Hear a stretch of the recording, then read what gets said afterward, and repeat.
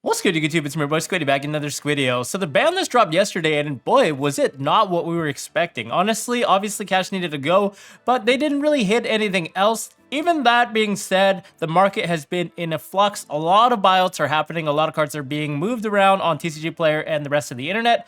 So I wanted to do a mini-series video talking about the cards that you guys should pick up in time for the new ban list to drop, because there are a lot of cards that I think will actually be good now that Arise Heart is out of the format. And we're starting at the top, Forbidden Droplet. So we kind of talked about this previously in some of my other Squiddios, but this card was previously rendered basically unplayable by the existence of Arise Heart because of the fact that you have to send a number of cards from your hand or field to the graveyard, and because that's the cost of the card, we're not able to send under Arise Heart, having banishing everything. However, now that Arise Heart is finally gone, Droplet is a type of card that could potentially see a lot more play, and it's effectively very good in combo-based decks where you have to play minimal non-engine cards, so you do have to rely on high-impact cards.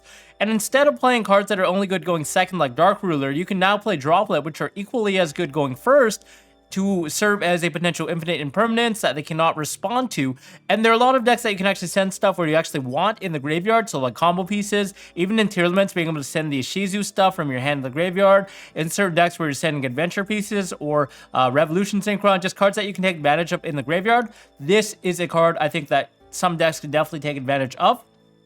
And it's really, really cheap right now, so I think before people catch on, a lot of people should definitely get a playset of this card now that it's seen so many reprints. I know it's getting reprinted again in November, but if you are planning to play for the rest of this month as well as the next month where there are a lot of regionals and different events, then definitely secure yourself a set of droplets.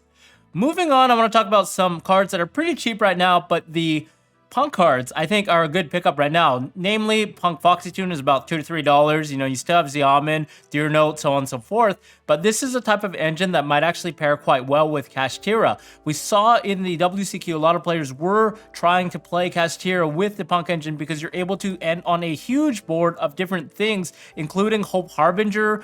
You could end on things like Cyframe Gear Omega, and of course Baron de Fleur being able to pair with the 7 of the level 7 of the Kashtira monster plus the 3 that you summon off of Emergency Teleport. So you were ending off with big boards, and because Arise Heart was finally banned, we do need some way for the cash players to copium, so I think a lot of people will be experimenting with the P.U.N.K engine, and who knows, it could actually stick and be effective. I think the fact that Fenrir and the rest of the cash tier cards are still at full power basically means that the deck as an engine could definitely be splashed, especially because we do have 3 birth and a way to recursion, a way to start off our engines with 1 card, and even just like Unicorn Fenrir, search another Unicorn Pass is decently good. It's like a gadget deck, right? So having that option, I think, definitely opens up a lot more access to different plays. And I think a lot of people will realize that the P.U.N.Ks are generically one of the most splashable mini engines in the Kashtira deck. So I could definitely see you guys picking these cards up in some variety. Next card is actually MEISTER. So this is a card that I think is mildly effective against Unchained. Obviously, it's not the best card. It's not going to end their turn when you do chain it onto the effect of a trap or a spell in the graveyard, especially from deck. However, it can be very backbreaking. It can stop a lot of things in their deck.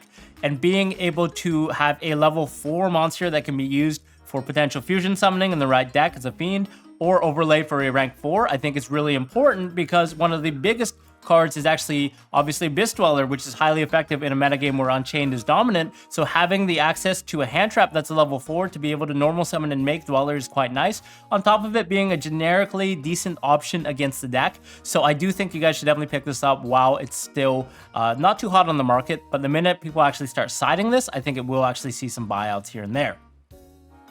We just grazed over it, but I think Abyss Dweller is definitely a good pickup right now, especially the ultimate rare versions if they haven't gone up already. This is just the type of card that's good in a metagame where there are a lot of graveyard-based effects, and because we lost Arise Heart, it means there's going to be a resurgence of a lot of graveyard-based decks, in my opinion. So things like TEARLAMENTS, things like Unchained, which we already have, and a plethora of other decks. Even against certain decks like Dragon Link, this sometimes does do a little bit. So being able to access Abyss Dweller is a very important key part of the rank 4 engine, and I think any deck that can make Abyss Dweller should definitely have this in the repertoire. Even though there are not a lot of decks that make rank 4s easily, I can think of TEARLAMENTS, they can still make this instead of Redoer. This is obviously a very busted card, being a blanket wipe in the mirror match or against a graveyard-based deck, so I think if you guys don't have Dwellers already, definitely pick them up while you still can.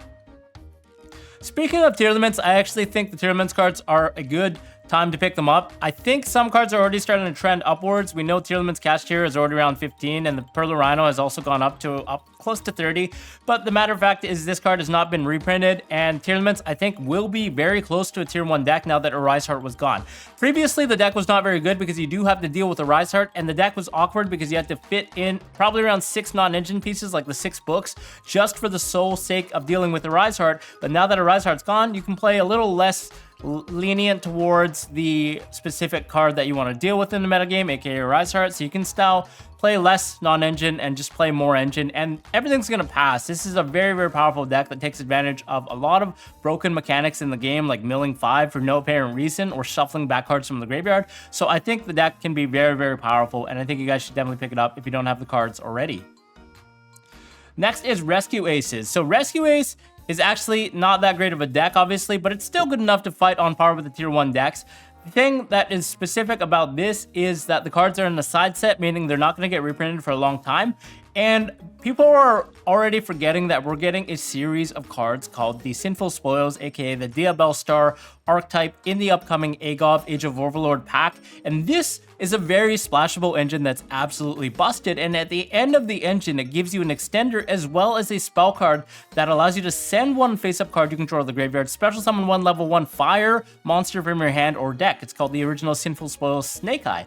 This is a card that obviously allows you to special summon Rescue Ace Hydrant directly from the deck. So I think this is definitely a card that we want to keep an eye on, especially the core engine. I know it's kind of expensive, but again, it's a side set, guys. It's not going to be reprinted for a long time. It's decently playable for the current format, and once Age of Overlord is spoiled, everything's going to go up because people are going to realize, wow, this deck is a lot better now that we have the extra engine for the Diabell Star cards, which are absolutely broken, and being able to tutor into Hydrant among the, in addition to Emergency now, is absolutely insane without having to use your normal summon. So I think the deck will be a lot better after Age of Overlord comes out. So now is probably a good time in the actual metagame to pick these cards up if you haven't already.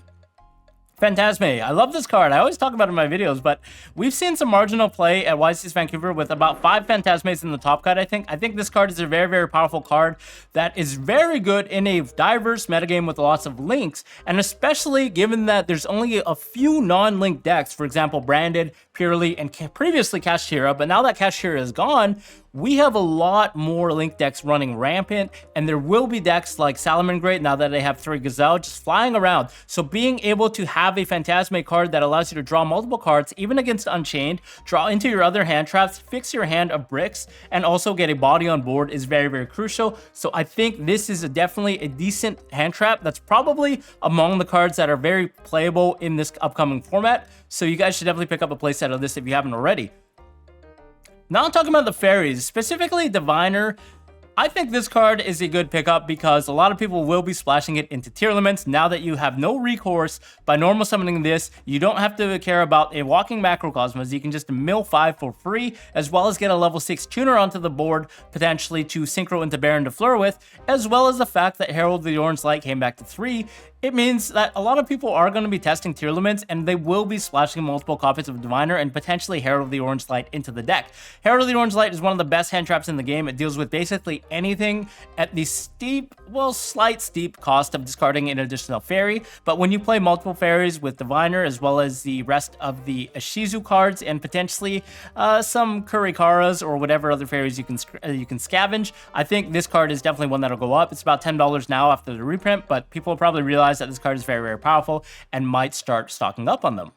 Speaking of the other fairies, I think the plethora of ISHIZU fairies are good pickups. They're basically bulk right now, and once ISHIZU tier becomes good again, people will probably realize, hey, these cards are magnificent mavens. They're probably not going to be reprinted for some time, and that set is kind of out of print now. So maybe, even though these are one copy each per deck, the demand might fly up, so we could see these fly up to about $2 to $3 each, especially the better ones like Kelbeck and potentially Yugioh. So this is your chance to get these cards if you haven't already.